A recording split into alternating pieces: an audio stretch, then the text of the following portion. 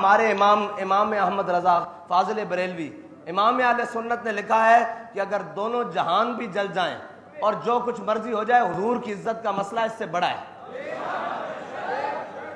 اور رہی بات کہ حضور کی عزت کے مسئلے میں یا قرآن کے تحفظ کے مقابلے میں تم کسی بھی چیز کو لا کر کھڑے ہو، سب سے پہلے تحفظ قرآن ہے، تحفظ ناموس رسالت ہے، اس کے بعد جو چیز آئے گی اس کا تحفظ ہے۔ من قتل معاہدن من غیر کناتن ہے، من غیر کناتن، جو بلا وجہ کوئی بات کرے، اور بلا وجہ تو نہیں ہوئی نا بھائی، ہم تو یہی بتاتے ہیں بھی بلا وجہ نہیں ہوئی، بلا وجہ اگر ہوئی ہوتی اور الزام دھرتے ہیں ہم پر۔ میں نے کہا اچھا الزام ہے ہم پر، تو ہم نے کب کہا ہے کہ ہم ناموس رسالت کے لیے باہر نکلنے والے نہیں ہیں؟ ہم نے کب کہا ہے کہ ہم تحفظ قرآن کے لیے باہر روڈوں پر آنے والے نہیں ہیں؟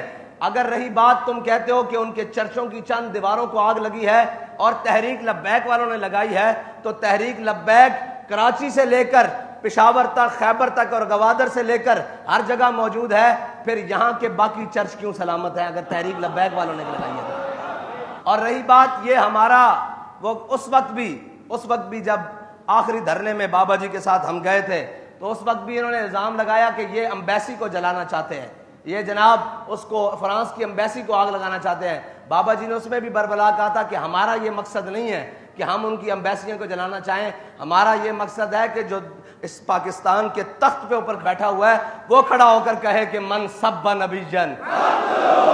ہماری تو لڑائی اس شخص کے ساتھ ہے، ہماری لڑائی ان اقلیتوں کے ساتھ نہیں ہے کہ جو بغیر کسی وجہ کے اور جناب اپنے حدود میں رہتے ہوئے پاکستان کے اندر رہ رہی ہیں۔ وہ تو صبح شام ہمارے آگے پیچھے، یہ جناب اقبال ٹاؤن جاؤ، یہ ہماری گلیوں میں صبح شام پھر رہے ہیں، انہیں ہم سے کوئی مسئلہ نہیں اور ہمیں ان سے کوئی مسئلہ نہیں۔ لیکن جب بات ناموس رسالت کی آ جائے اور بات قرآن کی آ جائے تو پھر ہمیں ہر اس سے مسئلہ ہے۔ تم تو اقلیت کو روتے ہو نا، اگر وہ کلمہ گو بھی ہو تو اس کا انجام وہی ہے۔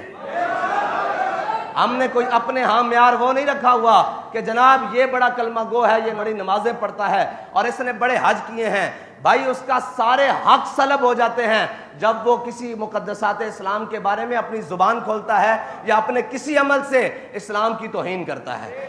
ہمارا موقف آج بھی وہی ہے، من قتل معاہدن من غیر کناتن، ہاں جی، جس نے بغیر وجہ کے کچھ کیا اللہ تعالیٰ اس پر جنت حرم اللہ علیہ الجنہ، ہیں جی، اللہ تعالیٰ اس پر جنت حرام کر دے گا۔ ہمارا موقف آج بھی یہی ہے کہ تحفظ قرآن پہلے ہے، تحفظ ناموس رسالت پہلے ہے، تحفظ ختم نبوت پہلے ہے، پھر تحفظ پاکستان ہے، پھر تحفظ اقلیت ہے۔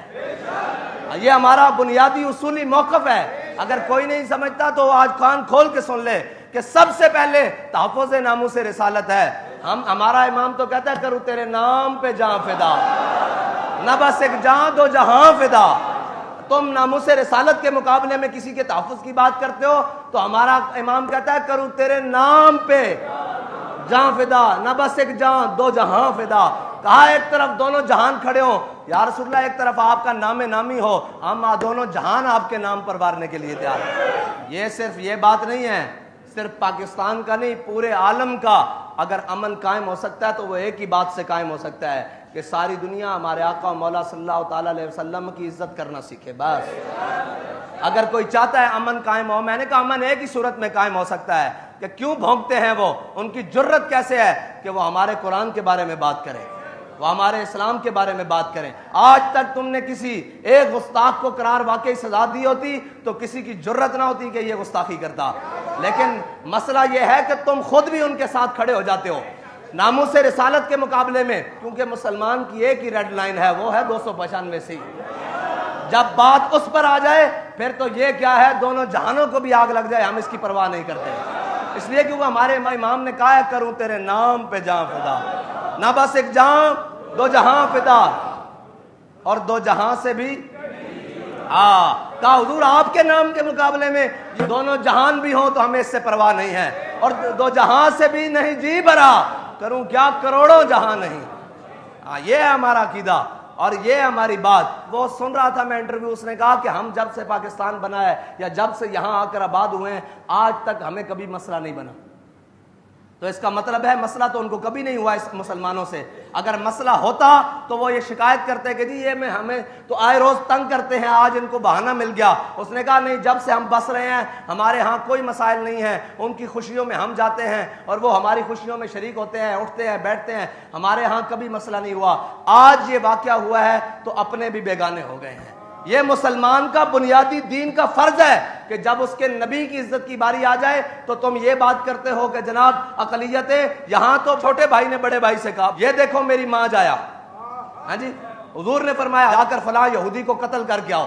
فلاں تم کہتے ہو ساتھ والے رہنے والے اقلیت, یہاں حضور کا فرمان آ جائے, حضور نے فرمایا جا فلاں یہودی کو جناب قتل کر کے آؤ. صحابی گئے, یہودی کو قتل کر کے آ گئے تو ان کا جو نام کیا ہے نا بھائی, وہ ان کو ملامت کرنے لگا. بڑا بھائی چھوٹے بھائی کو ملامت کرنے لگا. حضرت محیصہ پہلے اسلام لے آئے اور خویصہ بعد میں لے کر آئے. بڑے بھائی نے چھوٹے بھائی کو ملامت کی نا, ملامت کی کہ یہ دیکھ تو تیرے ابھی رگوں میں یہودی کے قرض کا خون دوڑتا ہے, اسی یہودی کو, اور تو اس کو مار آیا ہے. جب ناموس سے رسالت کی بات آئے گی ہم تو اپنے بڑے بھائی کو نہیں دیکھتے یار, ہم تو اپنے سگے رشتوں کو نہیں دیکھتے. اور حضرت محیصہ نے خویصہ کا ہاتھ پکڑا اور باہر چوک میں لے آئے, فرمایا یہ میری ماں جایا. بھائی بھی نہیں کہا, ماں جایا تو تھا نا.